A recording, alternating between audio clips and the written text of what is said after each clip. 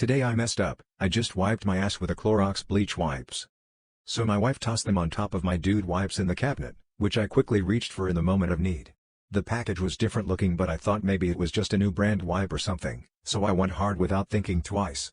After I paused for a moment, then glanced at the package and sure enough there is a cleaning brand label on it. I paused again thinking, maybe they have butt wipes? Then the word cleaning hits my eye. It only burned for a few seconds, then I used real butt wipes to get it off. But I thought I may have killed myself Darwin Award style for a split second. I lurk this for him a lot and I know it's not the most dramatic fuck up, but I wanted to share my story with someone. Today I messed up by accidentally bullying a guy until he left the bar. Years ago, I moved abroad to study and ended up staying there. I often came back home and hung out either with my childhood friend, Anna, or my family, amongst which my cousin, Julie, who I went to school with and with whom I had a lot of friends in common. When we were teens, Anna sometimes went with me to Julie's parties and she was familiar with our group of friends. This happened in our early 30s. By then, I hadn't seen my cousin's friends in over a decade. One night as I was out with Anna and her friends, at a nice terrace with food and drinks, this guy appeared and joined the group late. My jaw dropped. This was an old friend from school, Julie's best friend, and someone I had a crush on, and I hadn't seen him since I was 18. Now this guy is very unusual looking and wears very distinctive glasses, tiny round frames. And his name is equally unusual. Let's call him Napoleon. I recognized him at once. I turned to look at Anna, who also knows him, but she had gone to the bathroom. I spring up from my chair and say, "Napoleon." "Yes?" he say with a confused expression. "It's me, Up. I can't believe you're here." He looks at me confused and says, "I'm sorry, do I know you?" Now I'm confused. "Napoleon, it's me, Up. Julie's cousin."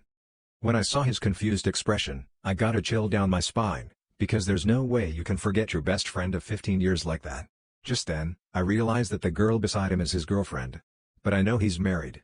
Anna comes back from the bathroom and immediately sees him and says, "Oh, Napoleon. I haven't seen you in years. How are you?" "I'm fine," he says. We then proceed to name every friend we had in common, the places we went, the school we attended, as Anna recounted the times we hung out, to try and jog his memory. We are all very, very confused. I'm getting freaked. I was basically harassing him with memories like a doofus until he said, "Oh, yes, of course." And he turned pale. That's when I realized this guy was probably living a double life and I had just blown his cover. Luckily I didn't ask where his wife was, I knew better than that. Anna and I said we were happy to see him and left it at that. After a good 45 minutes of us yelling names in his face and saying, "Don't you remember?" Napoleon got really pale. He turned to his girlfriend and said, "I don't feel well, I'm going to go home." He got up and left, and everyone said, "Bye Napoleon, sorry you're feeling sick, see you next time." I turned to his girlfriend and asked her if he was okay. Then I said, "That was Napoleon, right?" "Yes." "Napoleon last name?" "What?" "No. Napoleon total ID Ferrat last name." "That's right." This was just some poor dude I'd never met before, who happened to look exactly like Napoleon, and happened to also be called Napoleon. And I harassed him so badly I made him ill and go home on a Saturday night. The next day I found him on Facebook and apologized profusely. He said I was so forceful that he began to doubt himself and was freaked out he didn't remember any of these people he supposedly spent years with. I apologized profusely and he said it was totally fine, added that it was a funny situation.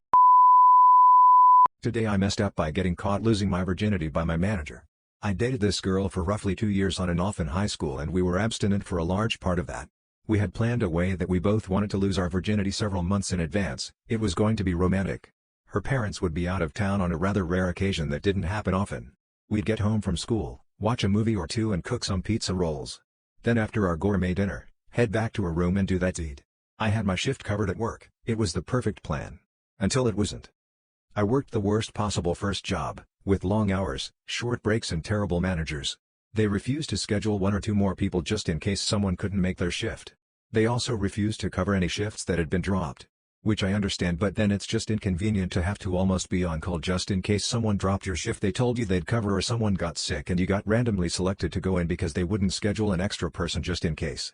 So anyways, the person who had my shift covered got sick so I had to go into work the day of our plant festivities. Fine, whatever, we'll just plan for another day. Until I had the most brilliant, diabolical idea I may have ever come up with. Why don't we just do it on my lunch break in my car? What could go wrong with that? So we rescheduled and the day came and I took my break at about 1 p.m. She came and brought me lunch and we decided to get to work. We decided to take all of our clothes off because that made the most sense, and got to work. I applied the rubber and she climbed on top, and it was about as awkward as you could expect in the backseat of a car. We kinda had a rhythm going, but post-nut clarity was starting to set in, pre-nut. A foreshadow nut clarity, if you will. About 3 seconds after I thought this probably wasn't the best idea, I heard the worst possible sound in the entire world, a knock on my window. I froze, and my body went into a state of deep panic and somehow forced out a nut right as I glanced up, sheepishly, into the eyes of my manager, M. I had next to no tin on my old truck and had actually considered getting some prior to this. Oh, regret. I know some will ask for what happened after, so I will provide a brief epilogue. My general manager was actually the one that saw me while she was parking and got our second-in-command officer to go and get me. I could just hear shame, shame, shame, as I hung my head on the walk back to the building where they were standing. Cersei herself had a more pleasurable punishment than I had in that moment. They put me on probation and laughed about it, telling me to find any one of a million other parking lots in the city. I quit shortly after, to no one's surprise. Today I messed up by peeing on the floor of my one-night stand. I, 23F, met this girl at a nightclub and she invited me to her place. She was the hottest person in the entire place, by the way, so I was very thrilled. We hooked up and fell asleep. I then woke up to pee and started looking for the bathroom. I went into a room, but it was not the bathroom, it was sort of a storage room. I was extremely drunk and was about to pee myself, and I just peed on the floor. I literally have no logical explanation for it. I saw a piece of clothing and proceeded to throw it on the pee puddle. I then went back to bed. The whole thing was like a fever dream. When I woke up again and as the memories started flooding back in, I realized what have I just done and the direness of the situation. I started to brainstorm about how to clean there and get rid of that clothing. But it was almost impossible for me to get back to that room without risking being seen by her flatmates, which would draw a lot of suspicion since I was a stranger and had no reason to get into another room. She was still asleep. I woke her up to say goodbye, and left. I can't stop thinking about how are they going to find my pee there, on someone's clothing. I am so disgusted by myself. I shared this with my friends because this was just too heavy for myself to handle, but sharing it made me feel worse as I got sadder that I had lost their respect towards me. Today I messed up by not realizing I was paying twice the price to wash my car. The gas station I go to has a car wash.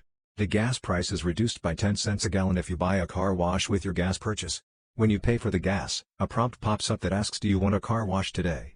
And if you press yes, the gas price per gallon decreases. Really simple and a great way to save a few bucks on gas. I'd always wondered how the gas station ensured people actually bought the car wash. Like, what was stopping someone from just clicking yes, getting the cheaper gas and then leaving without buying a wash? Nonetheless, anytime I've wanted a car wash, I'd click yes, pump my discounted gas, then go to the car wash cashier and purchase a wash. Today, my friend was in the car with me when I went to get gas. I also wanted a car wash, so I clicked yes on the prompt, and pumped the gas. Then I went to buy a car wash, but my friend stops me and asks what I was doing. When I told him I want to buy a car wash, he looks confused and say you already did. Turns out, when you press yes, the machine charges you for the car wash at the pump. You then just take your gas receipt to the car wash cashier, and they won't charge you again for the wash. I'd never noticed the car wash price was stacked onto the gas bill. I've been double paying to wash my car every month for 5 years. Each wash is $10. That's $600 total. And all the while I thought I was saving money.